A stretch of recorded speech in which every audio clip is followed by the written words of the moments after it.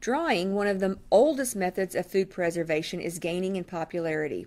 One of the biggest advantages of drying or dehydrating food is that it removes the water that yeast and bacteria need to grow. If dried properly, foods will not spoil. There are various ways of drying foods, including the sun, conventional oven, or electric dehydrator. Because of high humidity, it is not recommended that we dry food outdoors in Missouri. Oven drying is probably the most convenient method because most people have an oven. It isn't, however, a very energy efficient way to dry foods. It's also difficult to maintain the low temperature needed for drying in a regular oven. Oven-dried foods are more susceptible to scorching and tend to be darker, more brittle, and less flavorful than foods dried in a dehydrator. An electric dehydrator will give you the best, most consistent results. Although the initial investment for an electric dehydrator is fairly high, it does a better job of maintaining the low temperatures needed for drying.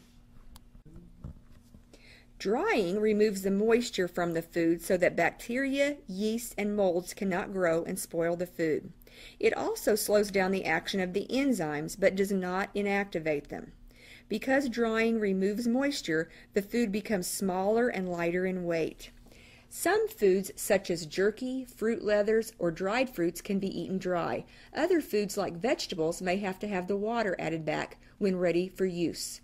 The optimum temperature for drying food is 140 degrees Fahrenheit. If higher temperatures are used, the food will cook instead of drying. When the food cooks on the outside and the moisture cannot escape, case hardening can occur. The food will eventually mold. Thus, the drying process should never be hurried by raising the drying temperature. Low humidity aids the drying process. Food contains a lot of water. To dry food, the water must move from the food to the surrounding air. If the surrounding air is humid, then drying will be slowed down. 3, 2.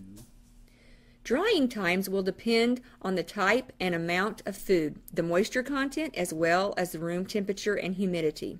Some foods will take only a few hours, while others may require days of drying time. If you're going to attempt oven drying, start by using an oven thermometer to test the oven temperature at its lowest setting. If it cannot maintain a temperature below 200 degrees, then it's too hot for drying food and you'll need to choose another drying method. Place food in a single layer on a tray that is narrower than the inside of the oven. This will allow air circulation.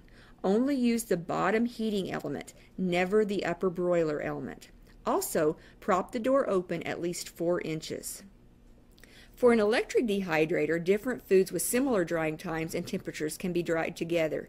If you're drying vegetables that have a strong odor like garlic, it's best to dry them separately. Determining when food is dry will take some experience. Err on the side of caution by over-drying rather than under-drying.